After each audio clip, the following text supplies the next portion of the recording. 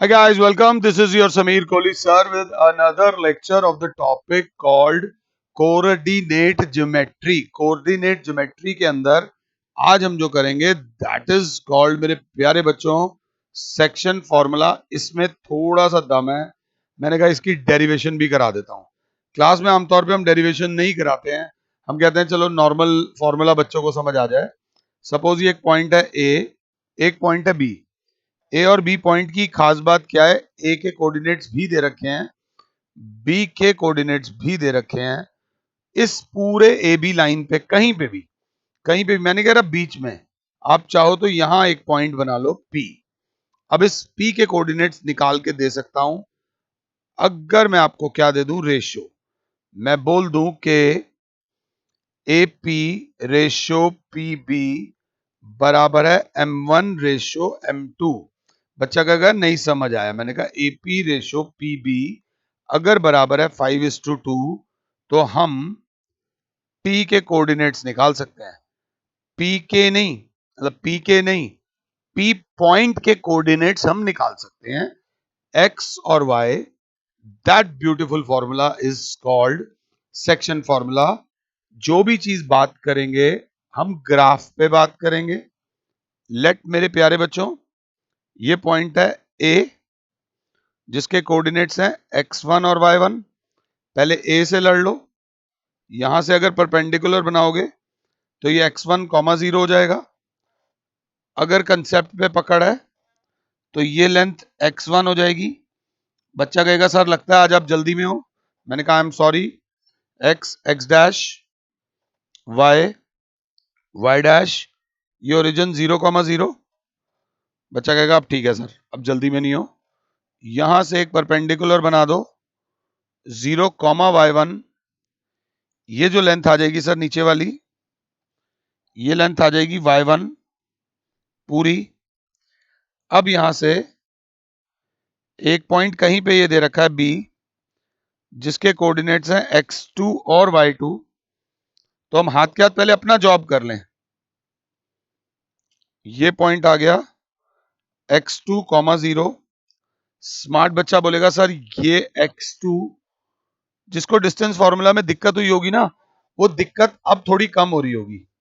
बच्चा कहेगा यहां से एक पॉइंट लिया 0,y2, तो ये पूरी लेंथ हो गई y2.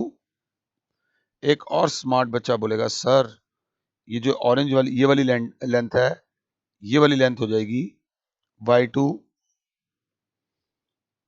Minus y1. अब ये हैंग होने वाला है. एक मिनट रुकना. क्या हो गया? सारे कभी कभी टेक्नोलॉजी भी दिक्कत देती है. और ये बनाई हमने ए बी. अब इसमें कहीं पे भी एक पॉइंट ले लो, कहीं पे भी. बीच में मत लेना, क्योंकि बीच में लोगे तो वो कहेंगे मिड पॉइंट करा रहे हैं. नहीं, ये पॉइंट लिया P. इसके कोऑर्डिनेट्स हैं x और y जो हमें नहीं पता है. हमें नहीं पता है बट चलो x और y हैं. तो बच्चा बोलेगा मैंने यहां से एक परपेंडिकुलर बनाया, तो ये पॉइंट हो गया x,0. यहां से एक परपेंडिकुलर बनाया, ये पॉइंट हो गया 0,y. थोड़ा ध्यान दें तो ये y हो गया. बेटा गेम अभी फंसने वाली है. अब बच्चे ने कहा हमने आपको दे दिया सर कि it divides your line in the ratio m1 ratio m2. ये AP is to PB m1 ratio m2 है. हमें कोऑर्डिनेट्स ऑफ P निकालने हैं. हमने यहां से एक कंस्ट्रक्शन करी परपेंडिकुलर की, ये C. हमने यहां से एक कंस्ट्रक्शन करी परपेंडिकुलर की D. ये याद रख लेना.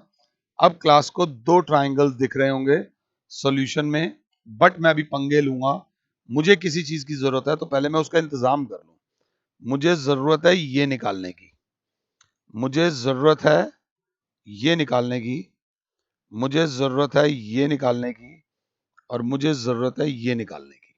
ध्यान दे लेना. तो क्लास बोलेगी सर पहले तैयारी कर लो. ये जो x आपने लिया था, ये x पूरा था लेंथ. अगर आप ग्रीन वाले को देखोगे तो x minus x1, x minus x1 है ये ग्रीन वाला. अगर आप येलो वाले को देख रहे हो तो वो यहां से आप ये ग्रीन वाला माइनस कर दो, ये हो जाएगा x2 माइनस x. अगर 7 हो तो फिगर को समझना। बच्चे ने कहा येलो, येलो में ये पूरा y2 है, इस y2 में से ये y माइनस कर दो तो ये y2 माइनस y है। थोड़ा टफ है बट एक बार अगर समझ आ गया तो बल्ले बल्ले हो जाएगी। जो पिद्दा सा ढूंढ रहे हो, इस पिद्दे से के लिए इस पूरे ग्रीन वाले में से ये y1 वाला माइनस कर दो तो मतलब y माइनस y1। ये बहुत जरूरी था।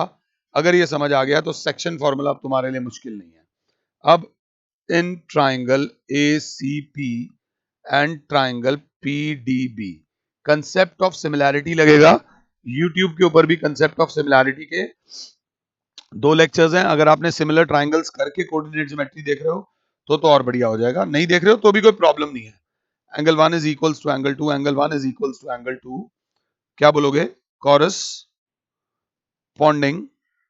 एंगल्स। मैं भी ऑल्टरनेट लिखने लगा था। Angle C is equals to angle D, each 90 degree by construction. Therefore by, फिर फंसेगा ये, एक मिनट रुकते हैं। Therefore by a similarity triangle ACP is similar to triangle PDB। बेटा बहुत ध्यान से देखना, थोड़ा मैं आप पे भी छोड़ूंगा इस चीज को। तो बच्चे ने कहा हो गए सर सिमिलर। दिस इंप्लाइज, मैंने बोला इसका बेस AC अपॉन इसका बेस PD बराबर इसकी हाइपोटेन्यूज। बच्चा बोलेगा AP अपॉन इसकी हाइपोटेन्यूज PB। अगर रीजन स्ट्रॉन्ग रखना है तो ratio of corresponding sides of two similar triangles are equal. तो AC को देखूं तो क्या आ रहा है? x माइनस x1, ये AC है। अपॉन PD को देखूं तो क्या आ रहा है? x2 minus x2 minus x आ रहा है बराबर AP बराबर है M1 upon M2। Cross multiply करो, M2 into x minus x1, M1 into x2 minus x, M2x minus M2x1 is equals to M1x2 minus M1x। अब क्या करें? तो बच्चा कहेगा सर एक ही चीज रह गई है, ये x वालों को एक तरफ ले आओ। x वालों को एक तरफ ले आओ मतलब ये माइनस M1x इधर आकर हो गया M1x प्लस आपका M2x था, यहां पर M1x2 ये माइनस हो रहा है माइनस M2x1। तो मैंने कहा ठीक है। बच्चे ने कहा सर x कॉमन ले लो तो अंदर बचेगा M1 plus M2 is equals to M1x2 plus M2x1। तो x की वैल्यू हो जाएगी M1x2 plus M2x1 upon M1 plus M2। अब थोड़ा सा फील करो, M1 हमें दिया हुआ था, M2 हमें दिया हुआ था और यहां पर x1 भी दिया हुआ है, y1 भी दिया हुआ है, x2 भी गिवन है और y2 भी गिवन है। These are the values which are given to us.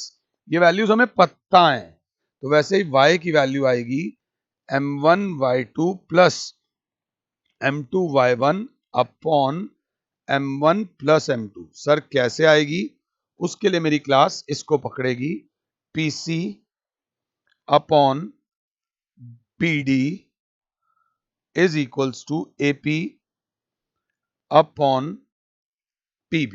ये याद रख लेना, रेशियो ऑफ, और ये आप खुद से करोगे, ये आपकी y की वैल्यू आ जाएगी। मुझे पॉज करो और इस डेरिवेशन को 2 बार करो। 2 बार कर लिया ना तो लाइफ लॉन्ग नहीं भूलोगे, अभी तो छोड़ो, जिंदगी भर नहीं भूलोगे। I am taking the guarantee of life.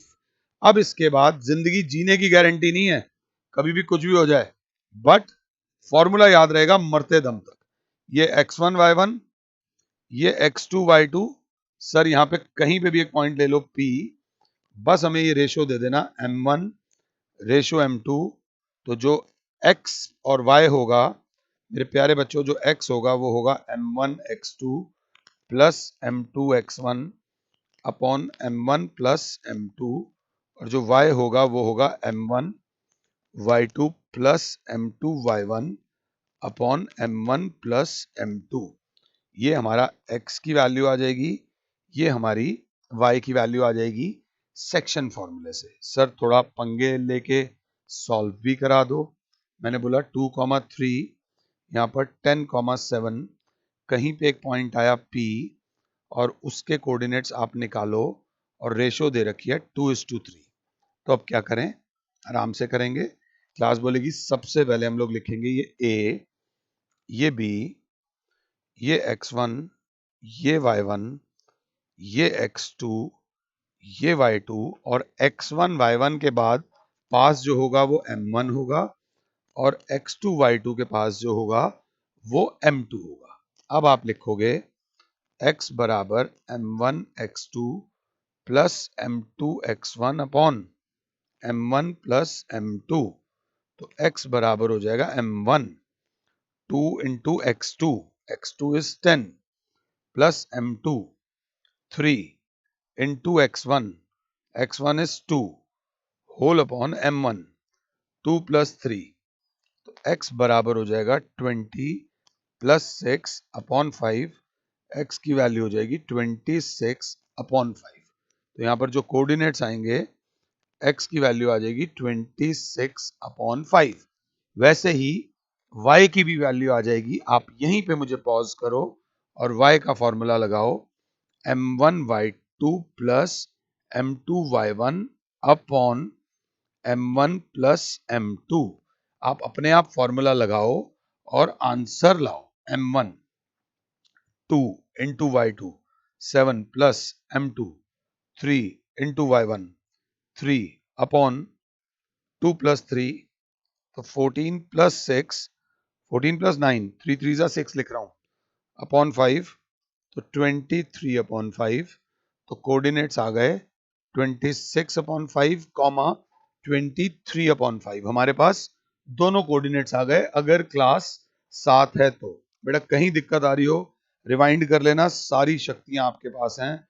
मैंने कहा ये एक लाइन है a b -3,2 और 4,10 और कहीं पे एक पॉइंट दे दिया, ये दे दिया मैंने। जब सपोज करो यहां पर दे दिया 3:4, तो क्या आप p के कोऑर्डिनेट्स निकाल सकते हैं? बच्चा कहेगा बिल्कुल निकाल सकते हैं सर, कोई दिक्कत नहीं है। बट एक बच्चा कहेगा सर हर बार आपने एक ही बात करी, हर बार आप एक ही चीज कर रहे हो कि ये a पॉइंट है, ये b पॉइंट है, ये a पॉइंट के जो कोऑर्डिनेट्स हैं ये x1 y1 है और b पॉइंट के कोऑर्डिनेट्स x2 y2 है और p बीच में नहीं ले रहे। क्या p बीच में आ सकता है? मैंने कहा p बिल्कुल बीच में आ सकता है, p बिल्कुल आ सकता है। और क्योंकि p बीच में आ गया तो यहां सरकार बदल गई। अब ये बन गया मिड पॉइंट फॉर्मूला। क्यों सर? क्योंकि अब AP बराबर है PB के, तो AP अपॉन PB बराबर हो जाएगा 1। तो AP रेशियो PB 1 को हम 1 अपॉन 1 लिख सकते हैं।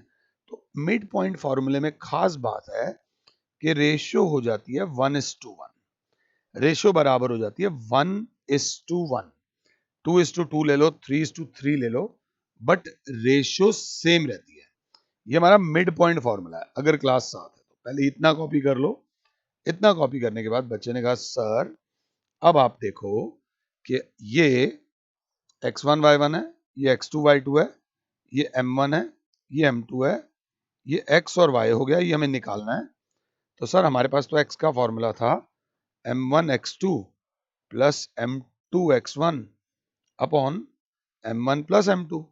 बट यहां पर तो आपने बोला m1 भी 1 है, m2 भी 1 है, तो x बराबर हो जाएगा 1 into x2 plus m2 1 into x1 upon sir m2 m1 1 plus m2 1।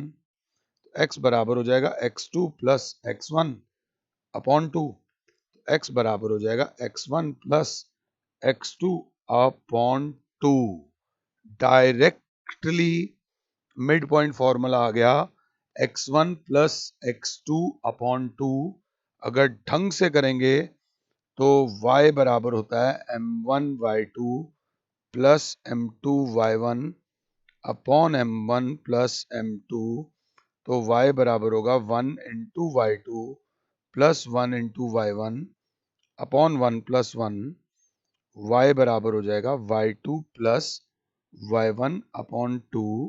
तो y का फॉर्मूला हो जाएगा y1 प्लस y2 अपॉन 2। ये इतना इजी फॉर्मूला है कि इससे प्यार हो जाएगा आपको कि सर कहीं पे एक लाइन है 3,6 और 4,8, ये P है, ये Q है, तो क्या आप इसके मिड पॉइंट के कोऑर्डिनेट्स निकाल सकते हो? तो क्लास बोलेगी ये x1, ये y1, ये x2 और ये y2, तो x और y, x बराबर होगा x1 plus x2 upon 2, y बराबर होगा y1 प्लस y2 अपॉन 2। तो x बराबर हो जाएगा 3 प्लस 4 अपॉन 2, x बराबर हो जाएगा 7 अपॉन 2। मुझे पॉज करो, ओरली निकाल दो ना, y के कोऑर्डिनेट्स आराम से निकाल दो। तो बच्चा बोलेगा y बराबर हो जाएगा 6 प्लस 8 अपॉन 2, तो y is equals to 14 upon 2, तो y की वैल्यू आ गई 7। तो बच्चा बोलेगा 7/2, 7। मतलब कोऑर्डिनेट्स डेसिमल में आ सकते हैं, कोऑर्डिनेट्स फ्रैक्शन में आ सकते हैं। इस चीज को ध्यान से देख लेना। अब एक बंदा बोलता है यार मेरे ना कोऑर्डिनेट्स में यहां रहता हूं 3,6 पे, और हमें एक और बंदा मिला वो भी 3,6 पे रहता है, तो दुनिया में दो 3,6 नहीं होंगे।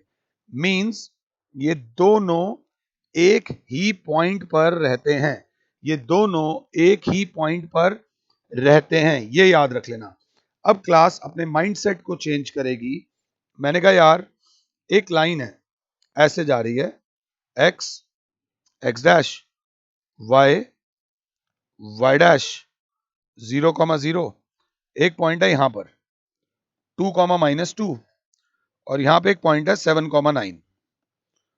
तो हमने इन दोनों को ज्वाइन करा, तो ये नाम ले लो a, ये नाम ले लो b। इसने x एक्सिस को कट करा, इसने क्या करा, x एक्सिस को कट करा p पर। मैंने कहा क्या तुम मुझे p के कोऑर्डिनेट्स दे सकते हो, और क्या तुम मुझे AP रेशो PB बता सकते हो? अगर बता दोगे तो तुम मेरे शाहरुख खान होगे। तब तक मैं इस क्वेश्चन को इंग्लिश में लिखता हूं। Find the ratio in which the line joining the points A 2, -2 and B 7,9, साफ कर लेता हूं, 7,9 is divided by x axis and also find coordinates of point where line meets x axis। ये question ऐसे करके आएगा। जो शरीफ लग रहा था वो इतना शरीफ है नहीं, तो पहले इस क्वेश्चन को ध्यान से समझ लो अगर क्लास 7 है। अब क्या करें, तो वो बच्चा जो अर्जुन बैठा है मेरा, बुराई भी करो अच्छाई भी करो, मैं नहीं कह रहा अच्छाई करो, बुराई भी करो। बुराई ये है सर M1 नहीं दे रखा, M2 नहीं दे रखा, और आप x और y दोनों निकाल रहे हो। अब कैसे होगा सर? मैंने कहा देख बेटा यहां गड़बड़ कर गया तू। x एक्सिस अपने आप में बहुत बड़ा वर्ड होता है। x एक्सिस पे ऑलरेडी एक कोऑर्डिनेट दिया होता है, x एक्सिस पे y की वैल्यू 0 होती है। तो जो x, y तूने लिखा हुआ है, सबसे पहले इसको x, 0 लिख। y का कोऑर्डिनेट तो हमें पता है, हमें पता है यहां पर y कोऑर्डिनेट इज 0, आधा नंबर मिल जाएगा, सिंपल सी बात है। तो सबसे पहले क्लास लिखेगी let point on x axis be p x, 0। अब रेशियो भी मांगी है तो सेक्शन फॉर्मूला लगेगा। तो सेक्शन फॉर्मूला होता है x is equal to m1 x2 plus m2 x1 upon m1 plus m2। y बराबर होता है m1 y2 plus m2 y1 upon m1 plus m2। अच्छा योद्धा वो नहीं होता जो बिना बात के गोलियां चला रहा है। अच्छा योद्धा ये होता है कि वो कोशिश करे कि come the biggest fight is जो तुमने नहीं लड़ी हो। अगर लड़ाई ना हो यही सबसे बड़ी जीत है, क्योंकि लड़ाई में नुकसान होता ही है। यहां पर बच्चा कहेगा सर ना तो एक्स दे रखा है, ना M1 ना M2 ना M1 ना M2, ये सिचुएशन है एक्स की। वाई की सिचुएशन क्या है, वाई दे रखा है, M1 M2 नहीं दे रखा। तो मैंने कहा कहां पे सिचुएशन कम खराब है। बच्चा कहेगा वाई में सर सिचुएशन कम खराब है। तो एक बार वाई वाले को यूज करते हैं। वाई वाले को कैसे यूज किया, वाई कोऑर्डिनेट दे रखा है यहां पे हमें 0, 0 is equals to M1 into Y2 into 9 plus M2 into -2 upon M1 plus M2। अगर क्लास 7 है तो ये समझ आया, तो ये इधर डिवाइड हो रहा है, उधर जाके मल्टीप्लाई, 0 तो यहां आ गया 9M1 -2M2, उधर ले जाओ 9M1 is equals to 2M2, M1 upon M2 is equals to 2 upon 9, मतलब रेशियो आ गई 2:9। रेशियो आ गई, जय माता दी, 2:9। मेरे पास M1 की भी वैल्यू आ गई, मेरे पास M2 की भी वैल्यू आ गई। अब केस सॉल्व हो सकता है। अब माता रानी का नाम लेके x की वैल्यू निकाल दूंगा। M1 2 into x2 7 plus 9 into 2 upon 2 plus 9, तो x की वैल्यू आ जाएगी 14 प्लस 18 अपॉन 11, x की वैल्यू आ जाएगी 32 अपॉन 11। तो point on the 32 upon 11 comma 0। तो कोऑर्डिनेट्स ऑफ p आ जाएंगे 32 अपॉन 11 कॉमा 0। यहीं पे साइंस यही है। साइंस नहीं कर रहा हूं इस लेक्चर में मैं, इस चैप्टर में बच्चा कहेगा साइंस साइंस, बट यही है कि किसी भी जगह पे प्रॉब्लम में से हल्का सा हिंट लगा होगा, उस हिंट में से पूरी प्रॉब्लम को सॉल्व कर देना इज कॉल्ड साइंस। यही साइंस है, जिंदगी को आसान बनाना ही साइंस है। बाकी आप याद रख लेना, साइंस की बुराइयां लोग बहुत करते हैं, बट साइंस की अच्छाइयां भी बहुत हैं। अब हमने इस लेक्चर में पढ़ा सेक्शन फॉर्मूला। एक क्वेश्चन आपका बहुत आएगा, ये क्वेश्चन कर लिया तो हम फिर शांति से जी सकते हैं। P के कोऑर्डिनेट्स हैं 10, -4, Q के कोऑर्डिनेट्स हैं 6, 0 ले लेता हूं। उन्होंने कहा एक पॉइंट आया A, एक पॉइंट आया B, if A and B trisect PQ, find coordinate of A and B। अब ट्राइसेक्ट का मतलब क्या हुआ, ट्राइसेक्ट का मतलब ये हुआ कि जितना ये है उतना ही ये है और उतना ही ये है। ट्राइसेक्ट का मतलब हुआ PA ratio AB ratio PQ बराबर 1:1:1। आप चाहो तो ये भी लिख सकते हो PA is equals to PAB is equals to BQ, तीनों इक्वल है। बट यार ये 3 वाली रेशो कैसे आ जाएगी, ये 3 वाली रेशो कैसे सॉल्व करें, यही इसका कैच है। आप चाहो तो मुझे पॉज करो एग्जैक्टली 90 सेकंड्स के लिए, 90 सेकंड्स के लिए मुझे पॉज करो और एक बार इसका आंसर खुद से निकालने की कोशिश करो। तो बच्चा कहेगा सर ये तो गड़बड़ है। तो जब ऐसी प्रॉब्लम आए थोड़ा सा स्मार्ट होके एक बच्चा बोलेगा सर एक काम करते हैं 1:1:1 है ना रेशो, हम सबसे पहले let us find coordinates of A. मैंने कहा कैसे, उसने कहा सर ये 1 हो गया, ये दोनों को जोड़ दो ये 2 हो जाएगा, M1 1 हो जाएगा, M2 जो हो जाएगा जब इन दोनों को जोड़ देंगे तो M2 2 हो जाएगा, ये हमारा X1 हो जाएगा, ये हमारा Y1 हो जाएगा, ये हमारा X2 हो जाएगा, ये हमारा Y2 हो जाएगा। अब बस यही इसकी गेम थी, अगर समझ आई है तो let us find coordinates of A. तो हमारा X1 हो गया, X की वैल्यू होती है M1 X2 plus M2 X1 upon M1 plus M2।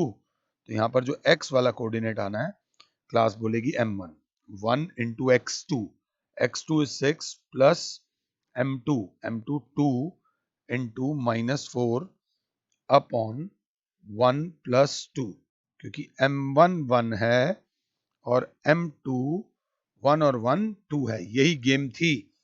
x बराबर हो गया 6 -8 अपॉन 3, x बराबर आ गया -2 अपॉन 3।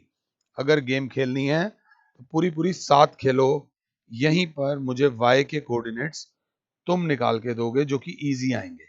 y के कोऑर्डिनेट्स एक बार खुद से निकालने की कोशिश करो, तो y हो जाएगा m1 1 into y2 0 plus m2 2 into -4 upon 1 plus 2, तो y के कोऑर्डिनेट्स हो गए -8 अपॉन 3। जय माता दी। अब ये कोऑर्डिनेट्स आ गए -2 अपॉन 3 और -8 अपॉन 3। लो जी, अब थोड़ा सा हमारे पास टेक्नोलॉजी के फायदे क्या हैं ये बता देता हूं। अब टेक्नोलॉजी से ना हम ये सब हटा देंगे, हम साफ कर सकते हैं। ये सब मैस क्लीन कर दिया। अब बच्चे से मैं बोलूंगा सिर्फ तू इस चीज को देख मेरे प्यारे बच्चे, इसको देख। तो एक बच्चा बोलेगा सर अगर मैं इसको देखता हूं तो मेरे मन में एक ही फीलिंग आती है कि B is the midpoint of AQ। अगर ध्यान से देख रहे हो तो B is the midpoint of AQ, क्योंकि जितना AB है उतना ही BQ है, जितना AB है उतना ही BQ है। Therefore coordinates of B निकालने के लिए सर ये मेरा हो जाएगा x1, ये y1, अब इसकी जरूरत नहीं है, और ये मेरा x2, ये मेरा y2, तो x बराबर हो जाएगा x1 प्लस x2 अपॉन 2। थोड़ी कैलकुलेशन पे ध्यान देना, x1 है -2/3 प्लस x2 6 अपॉन 2। कैलकुलेशन देख लेना, x बराबर होगा एलसीएम 3 -2 प्लस 18 अपॉन 2 को लिख दो 2 अपॉन 1, तो x की वैल्यू हो जाएगी 16 अपॉन 3 इंटू 1 अपॉन 2, 2 1 जा 2 8 जा, तो x की वैल्यू आ जाएगी 8/3। यहाँ पर x की वैल्यू आ जाएगी 8/3, y की वैल्यू आप निकालोगे, y बराबर हो जाएगा y1 प्लस y2 अपॉन 2, और इस चीज को बोलते हैं coordinate of point of trisection. We call it as coordinates of point of trisection. ये ट्राइसेक्शन वाला क्वेश्चन है और बहुत इंपॉर्टेंट क्वेश्चन है, और आता भी है बोर्ड वालों का, तो समझ लो ये जीजा जी क्वेश्चन है। ये इतना इंपॉर्टेंट क्वेश्चन है, जीजा जी को बहुत इज्जत देनी चाहिए, उतनी इज्जत इस क्वेश्चन को देनी चाहिए। And this is very good. I hope कि इस लेक्चर में मैं आपको समझा पाया हूं। अब हम 7.2 से पहले के एग्जांपल्स करेंगे। अगर सारे एग्जांपल समझ आ जाए ना तो बंदे को लगता है वो एक्सरसाइज फिर मुश्किल नहीं लगती। फिलहाल के लिए और Sameer sir is saying you goodbye. God bless all. जय माता।